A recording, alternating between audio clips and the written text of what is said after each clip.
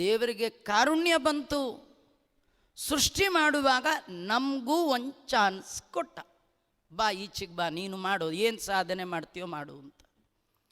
ನಾನೇ ಬಂದದ್ದಲ್ಲ, ನೀ ತಂದದ್ದು, ನಾನು ಬಂದದ್ದು. ತಂದ ಕಾರಣ ನೀನೇ ತಂದೆ. ಜಗನ್ಮಾತೆ ಮಹಾಲಕ್ಷ್ಮಿ. ಹಾಗಾಗಿ ಲಕ್ಷ್ಮೀನಾರಾಯಣ ಜಗಜ್ಜನಕ ಜಗಜ್ಜನನಿಯರು ಅನ್ನೋದನ್ನು ನಾವು ಚೆನ್ನಾಗಿ ಇಲ್ಲಿ ತಿಳ್ಕೊಳ್ಬೇಕು. ಚೇತನ ಪ್ರಕೃತಿಯಾದಂತಹ ಮಹಾಲಕ್ಷ್ಮಿ ಆ ಭಗವಂತನ ಮಡದಿ 24 ತತ್ವಗಳ ಅಂಶದಿಂದ ಯುಕ್ತರಾಗಿರ್ತಕ್ಕಂತಹ ಎಲ್ಲ ಜೀವರನ್ನು ತನ್ನ ಉದರದಿಂದ ಹೊರತಂದು ಅವಳ ಉದರದಲ್ಲಿ ಇಡ್ತೇನೆ.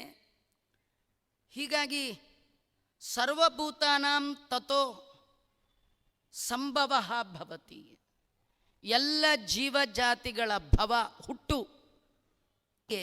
ನನ್ನಿಂದ ಆಗ್ತಕ್ಕಂಥದ್ದು ಅಂತ ಭಗವಂತ ಹೇಳ್ತಾನೆ. ಹಾಗಾದರೆ ನಾವು ಮುಖ್ಯವಾಗಿ ತಿಳಿದುಕೊಳ್ಳಬೇಕಾದ ಬಹುದೊಡ್ಡ ವಿಷಯ ತಂದೆ ಯಾರು, ತಾಯಿ ಯಾರು. ಜನ್ಮ ಜನ್ಮದ ತಂದೆ. ಪಂಡಿತಾಚಾರ್ಯರು ವಾಯುದೇವರನ್ನು ಸ್ತೋತ್ರ ಮಾಡುವಾಗ ಮಾತರ್ಮೇ ಮಾತರಿಶ್ವನ್ ಪಿತರತುಲಗುರು ಭ್ರಾತರಿಷ್ಟಾಪ್ತ ಬಂಧು. ನಮ್ಮಲ್ಲಿ 3 ಜನರನ್ನು ಹರಿಗಳು ಅಂತ ಕರಿತೀವಿ. ಹರಿ, ವಾಯು, ಗುರುಗಳು. ಗುರುಗಳು ಅಂದರೆ ಮಂತ್ರಾಲಯ ಪ್ರಭುಗಳು. ಎಲ್ಲ ಗುರುಗಳಿಗೂ ರಾಯ ಬಾರೋ, ತಂದೆ ತಾಯಿ ಬಾರೋ. ಇನ್ನು ವಾಯುದೇವರು, ಹನುಮ ನಮ್ಮ ತಾಯಿ ತಂದೆ, ಭೀಮ ನಮ್ಮ ಬಂಧು ಬಳಗ. ಇನ್ನು ತಂದೆ ವಿಠ್ಠಲ, ತಾಯಿ ವಿಠ್ಠಲ, ತಂದೆ ತಾಯಿ ವಿಠ್ಠಲ. ಹಾಗಾದರೆ ಈ ಹುಟ್ಟು ಸಾವಿನ ಸಂಸಾರ ಬಂಧನದಿಂದ ಬಿಡುಗಡೆ ಆಗಬೇಕಾದ್ರೆ ಮೊದಲು ನಮ್ಮ ತಂದೆ ಯಾರು, ತಾಯಿ ಯಾರು ಅಂತ ಸರಿಗಿತ್ಬೇಕು.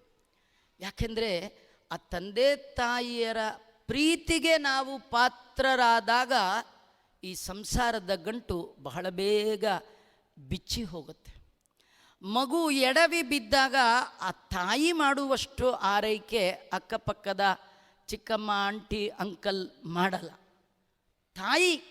ಹಾಗಾದರೆ ತಾಯಿ ತಂದೆ ಅಂತ ಭಗವಂತನನ್ನು ನಾವು ಉಪಾಸನೆ ಮಾಡಿದ್ದೇ ಆದರೆ ಈ ಸಂಸಾರದ ಒಳಗೆ, ಬಂಧನದ ಒಳಗೆ ನಮಗೆ ನೋವ ನೀಯದೆ ಕಾವನು. ಆ ಭಗವಂತ ಯಾವುದೇ ವಿಧವಾದ ನೋವನ್ನು ಕೊಡದೆ ನಮ್ಮನ್ನು ರಕ್ಷಣೆ ಮಾಡ್ತಾನಾದ ಕಾರಣ ಅವನ ಬಗ್ಗೆ ಅರಿವು ಬಹಳ ಮುಖ್ಯವಾಗಿರ್ತಕ್ಕಂಥದ್ದು. ಸತ್ವಂ ರಜಸ್ತಮ ಇತಿ ಗುಣ ಪ್ರಕೃತಿ ಸಂಭವ ನಿಬಧ್ನಂತಿ ಮಹಾಬಾಹೋ ದೇಹೇ ದೇವ್ಯಯಂ. ಇದರಲ್ಲಿ 3 ಗುಣಗಳು ಇರ್ತಕ್ಕಂಥದ್ದು ಜಡವಾದ ಪ್ರಕೃತಿಯಲ್ಲಿ. ಅದು ಸತ್ವಗುಣ, ರಜೋಗುಣ ಮತ್ತು ತಮ ಅಂತ 3 ಗುಣಗಳು. ಈ ದೇಹದ ಒಳಗೆ ಸ್ವಾಭಾವಿಕವಾಗಿ ನಾಶವೇ ಇಲ್ಲದಂತಹ ಜೀವ ಒಳಗಿದ್ದಾನೆ. ಆದರೆ ಈ ಜೀವ ಏನು ಮಾಡಲಿಕ್ಕಾಗಬಾರದು. ಹಾಗೆ ಇದು ನಿಬಧ್ನಂತಿ, ಕಟ್ಟಾಕಲ್ಪಟ್ಟಿದೆ. 3 ಗುಣಗಳಿಂದ ದೇಹದ ಒಳಗೆ 3 ಗುಣಗಳಿಂದ ಜೀವರನ್ನು ಕಟ್ಟಿ ಹಾಕಿದ್ದಾನೆ. ಈ 3 ಗುಣಗಳಿಗೆ ಕ್ರಮವಾಗಿ ಸತ್ವಗುಣಕ್ಕೆ ಶ್ರೀದೇವಿ, ರಜೋಗುಣಕ್ಕೆ ಭೂದೇವಿ, ತಮೋಗುಣಕ್ಕೆ ದುರ್ಗಾದೇವಿ ಅಭಿಮಾನಿಗಳಾಗಿದ್ದಾರೆ. ಮಹಾಲಕ್ಷ್ಮಿಯ ರೂಪಗಳು ಈ 3 ಕೂಡ ಮಹಾಲಕ್ಷ್ಮಿದೆ. ಶ್ರೀದೇವಿ ಸಾತ್ವಿಕರನ್ನು, ಭೂದೇವಿ ರಾಜಸರನ್ನು, ದುರ್ಗಾದೇವಿ ಸ್ವಭಾವದ ಜನರನ್ನು ಬಂಧನಕ್ಕೆ ಒಳಪಡಿಸ್ತಾಳೆ. ಅಲ್ಲ, ಪಡಿಸಿದ್ರೆ ಪಡಿಸ್ಲಿ, ಅದರಿಂದ ಏನಾಯಿತು? ಆ ಗುಣಗಳ ಕಾರ್ಯವನ್ನು ತಿಳ್ಕೊಳ್ಳಿ. ಸತ್ವಾದಿ 3 ಗುಣಗಳು, ಯಾವ ಗುಣಗಳ ಬಂಧನಕ್ಕೆ ನಾವು ಒಳಪಟ್ಟಿದ್ದೇವೆ ಆ ಗುಣಗಳು ನಮ್ಮಲ್ಲಿ ಪರಿಣಾಮವನ್ನು ಬೀರುತ್ತೆ, ಕಾರ್ಯವನ್ನು ಮಾಡಿಸುತ್ತೆ. ತತ್ರ ಸತ್ವಂ ನಿರ್ಮಲತ್ವಾತ್ ಪ್ರಕಾಶಮನಾಮಯಂ ಸುಖ ಸಂಗೇನ ಬಧ್ನಾತಿ ಜ್ಞಾನ ಸಂಗೇನ ಚಾನಘ. ಅರ್ಜುನ, ಇದರಲ್ಲಿ ಸತ್ವಗುಣ ಏನಿದೆ, ಶ್ರೀದೇವಿಯಿಂದ ಒಳಪಟ್ಟಿರ್ತಕ್ಕಂಥದ್ದು, ಶ್ರೀದೇವಿಯ ಅಭಿಮನ್ಯವಾಗಿರ್ತಕ್ಕಂಥ ಈ ಸತ್ವಗುಣ ನಿರ್ಮಲವಾಗಿರ್ತಕ್ಕಂಥದ್ದು. ಈ ಗುಣ ಯಾರಲ್ಲಿ ಪ್ರಾಚುರ್ಯವಾಗಿರುತ್ತೆ ಅದು ಜ್ಞಾನ ಪ್ರಾಪ್ತಿಗೆ ಕಾರಣ ಆಗುತ್ತೆ. ಹರಿಯ ಅರಿವಿಗೆ ಕಾರಣ ಆಗುವ ಗುಣ ಸತ್ವಗುಣ. ಅದಕ್ಕೆ ಜೀವನದ ಒಳಗೆ ಸತ್ವಗುಣವನ್ನು ಹೆಚ್ಚು ಮಾಡಿಕೊಳ್ಳುವ ಪ್ರಯತ್ನವನ್ನು ನಾವು ಮಾಡಬೇಕು. ಸಾತ್ವಿಕರಾಗುವ ಪ್ರಯತ್ನ ಮಾಡಬೇಕು. ಅದಕ್ಕೇನು ಮಾಡಬೇಕು ಅಂತ ಕೃಷ್ಣ ಹೇಳ್ತಾನೆ.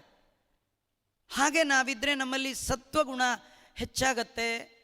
ದೇವರನ್ನು ಅರಿಯುವ ಬಯಕೆ, ದೇವರ ಬಗ್ಗೆ ತಿಳ್ಕೊಳ್ಬೇಕು, ದೇವರ ಕೆಲಸ ಮಾಡಬೇಕು, ಇದೆಲ್ಲ ಬುದ್ಧಿ ಬರುತ್ತೆ.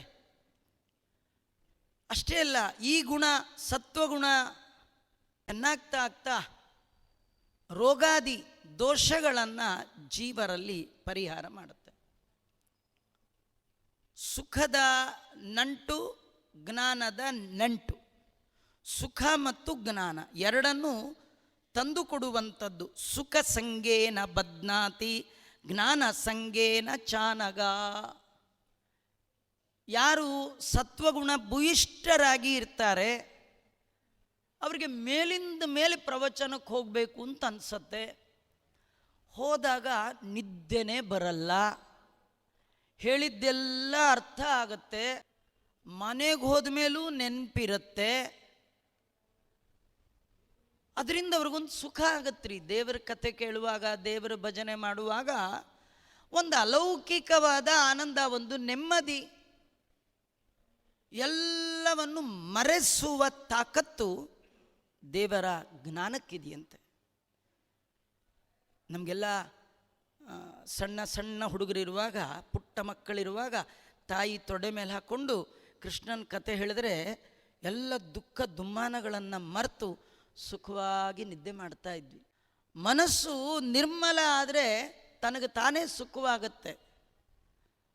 ನಿರ್ಮಲ ಆಗಬೇಕಾದರೆ ಸತ್ವಗುಣ ಭೂಯಿಷ್ಠವಾಗಬೇಕದು. ಸತ್ವಗುಣದಿಂದ ಭೂಯಿಷ್ಠ ಆದಾಗ ಸುಖವನ್ನು ತಂದುಕೊಡುತ್ತೆ, ಜ್ಞಾನವನ್ನು ತಂದುಕೊಡುವಂಥದ್ದು. ರಜೋ ರಾಗಾತ್ಮಕಂ ವಿದ್ಧಿ ತೃಷ್ಣಾ ಸಂಗ ಸಮುದ್ಭವಂ ತನ್ನಿಬದ್ನಾತಿ ಕೌಂತೆಯ ಕರ್ಮ ಸಂಗೇನ ದೇಹಿ. ಯಾವಾಗಲೂ ವರ್ಷಕ್ಕೊಂದ್ಸತಿ ಕೇಳಿ ಬಿಟ್ಟರೆ ಸಾಲದ್ರಿ. ಇದು ನಮ್ಮ ಜೀವನದಲ್ಲಿ ನಮಗೆ ದಾರಿ ದೀಪ ಆಗಬೇಕು.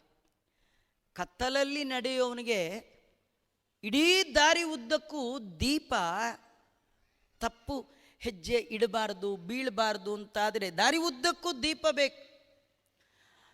ನಾವು ನೀವೆಲ್ಲ ಮುಕುಂದನ ಮಂದಿರಕ್ಕೆ ಪ್ರಯಾಣ ಮಾಡ್ತಾ ಇದ್ದೀವಿ. ನಮ್ಮದು ನಿಮ್ಮದು ಲಾಂಗ್ ಜರ್ನಿ. ಎಲ್ಲಿ ಲೈಟ್ ಇಲ್ಲ, ಕತ್ಲು. ದಾರಿ ದೀಪ ಯಾವುದು? ಭಗವಂತನ ಅರಮನೆಗೆ ದಾರಿ ತೋರುವ ದೀಪ ಕೃಷ್ಣ ಕೊಟ್ಟ ಭಗವದ್ಗೀತೆಯ ಈ ದೀಪ. ರಜೋ ರಾಗಾತ್ಮಕಂ ವಿದ್ಧಿ. ರಜೋಗುಣ ಇದು ಭೂದೇವಿಯಿಂದ ಅಭಿಮನ್ಯಮಾನವಾಗಿರ್ತಕ್ಕಂಥದ್ದು. ಇದರದ್ದೇನು ಸ್ವಭಾವ ಅಂದರೆ ರಂಜಿಸುವಂಥದ್ದು, ತಾತ್ಕಾಲಿಕವಾಗಿ ಸುಖವನ್ನು ಕೊಡ್ತಕ್ಕಂಥದ್ದು. ಜೀವನದಲ್ಲಿ ಹೊಸ ಹೊಸ ಆಸೆಗಳನ್ನು, ಆಕಾಂಕ್ಷೆಗಳನ್ನು, ಆಮಿಷಗಳನ್ನು, ಬೇಕು ಬೇಕು ಬೇಕು ಅನ್ನುವ ಬಯಕೆ ಹುಟ್ಟಿಸುವಂಥದ್ದು ರಜೋಗುಣ. ಯಾವಾಗಲೂ ಮಾರ್ಕೆಟ್ಗೆ ಹೋಗಬೇಕು, ಯಾವಾಗಲೂ ಶಾಪಿಂಗ್ ಮಾಡಬೇಕು. ಕೆಲವ್ರಿಗೇನು ವಾರಕ್ಕೊಂದು ಸತಿನಾರು ಶಾಪಿಂಗ್ ಮಾಡಬೇಕು. ಅದು ಶಾಪ. ಶಾಪಿಂಗ್ ಅಲ್ಲ, ಅದು ಶಾಪ. ನೀವು ಎಷ್ಟು ಹಿಂಗಾಗ್ಬಿಟ್ಟಿರ್ತೀವಿ. ಎಷ್ಟೋ ಮನೆಗಳಲ್ಲಿ ಪರ್ಚೇಸ್ ಮಾಡಿ ಮಾಡಿ ಮಾಡಿ ಮನೆಯಲ್ಲಿ ಮನುಷ್ಯರಿಗಿಂತೂ ಸಾಮಾನುಗಳೇ ಜಾಸ್ತಿ ಆಗಿಬಿಟ್ಟಿರುತ್ತೆ. ಕೆಗತ್ರಿ ಮನುಷ್ಯರೆಲ್ಲ ಮನೆಯಿಂದ ಹೊರಗಿರ್ತಾರೆ. ಸೋಫಾ, ಫ್ರಿಜ್ಜು, ಟಿ ವಿ ಇವೆಲ್ಲ ಒಳಗಿರುತ್ತೆ. ನೀವು ಮನೆ ಯಾಕೆ ಕಟ್ಟಿದಿರಿ ಅಂದರೆ ನಮಗಲ್ಲ, ಆ ಸಾಮಾನೆಲ್ಲ ಇಡೋಕ್ಕೆ. ಅದಕ್ಕೆ ಮನೆ ಯಾಕ್ರಿ ಅಲ್ವಾ? ಬರೀ ತರೋಣ ತರೋಣ, ಇದು ನೂತನ, ಇದು ನಮ್ಮ ಮನೇಲಿಲ್ಲ, ಇಂಥದ್ದೊಂದು ಬೇಕೇ ಬೇಕು, ಎಲ್ಲರ ಮನೇಲೂ ಬಂದಿದೆ, ನಮ್ಮ ಮನೇಲಿ ಬರದೇ ಇದ್ದರೆ ಏನು ಚೆನ್ನ, ಈ ಎಲ್ಲ ಭಾವನೆಗಳನ್ನು ತಂದುಕೊಡುವಂತಹ ಗುಣ ರಜೋ. ಅದು ಈ ಮನುಷ್ಯರಿಗೆ ಮತ್ತೆ ಮತ್ತೆ ಕರ್ಮವನ್ನು ಮಾಡಿಸುವಂತಹ ನಂಟು ಗಂಟು ಅಂಟು ಸ್ನೇಹವನ್ನು ಬೆಳೆಸುವಂಥದ್ದು. ಇನ್ನು ತಮಸಜ್ಞಾನಜಂ ವಿದ್ಧಿ ಮೋಹನಂ ಸರ್ವದೇಹಿನಾಂ ಪ್ರಮಾದ ಆಲಸ್ಯ ನಿದ್ರಾಭಿ ತನ್ನಿಬಧ್ನಾತಿ ಭಾರತ. ಹೇ ಅರ್ಜುನ, ತಮೋಗುಣ ಇದೆಯಲ್ಲ, ಇದು ಮಹಾಲಕ್ಷ್ಮಿಯ ದುರ್ಗಾ ರೂಪದಿಂದ ಅಭಿಮನ್ಯಮಾನವಾದದ್ದು. ಯಾವ ಜೀವ ಈ ಗುಣದ ಪ್ರಾಚುರ್ಯ ಇರುತ್ತೆ, ಇದು ಅವನಲ್ಲಿ ಕೆಲಸ ಮಾಡ್ತಿರುತ್ತೆ. ಅದರ ಸ್ವಭಾವ ಏನಂದರೆ ಮಂಕು ಕವಿಸ್ಬಿಡತ್ತಂತೆ, ಯಾವಾಗಲೂ ಡಲ್ಲಾಗಿರ್ತಾನಂತೆ. ಕೆಲವರು ನೋಡಿ ಏನೋ ಒಂಥರ ಇದಿರಲ್ಲ ಅಂತಾರೆ. ನಮ್ಮನ್ನು ನೋಡಿದಾಗ ಕೆಲವರು ಏನೋ ಒಂಥರ ಏನು ಅವ್ರು ಇರೋದೇ ಹಾಗೆ, ಯಾಕೆಂದರೆ ಆ ಗುಣವೇ ಅಂತ. ಒಂಥರ ಡಲ್ಲಾಗಿರೋ, ಉತ್ಸಾಹವೇ ಇಲ್ಲ ಜೀವನದಲ್ಲಿ, ಏನಿಲ್ಲ. ಅಷ್ಟೇ ಅಲ್ಲ, ಮರೆವು ಜಾಸ್ತಿ ಆಗುತ್ತಂತೆ. ಯಾರಿಗೆ ತಮೋಗುಣ ಜಾಸ್ತಿ ಆಗುತ್ತೆ, ತುಂಬ ಮರೆವು. ಕೆಲವರು ಹೆಲ್ಮೆಟ್ ಹಾಕೊಂಡು ಸೀದಾ ಮನೆಗೆ ಬಂದುಬಿಡ್ತಾರೆ, ಸ್ಕೂಟ್ರ್ ಮೇಲೆ ಕೂತ್ಕೊಳ್ಬೇಕು ಅನ್ನೋದೇ ಮರ್ತು ಹೋಗ್ಬಿಡುತ್ತೆ.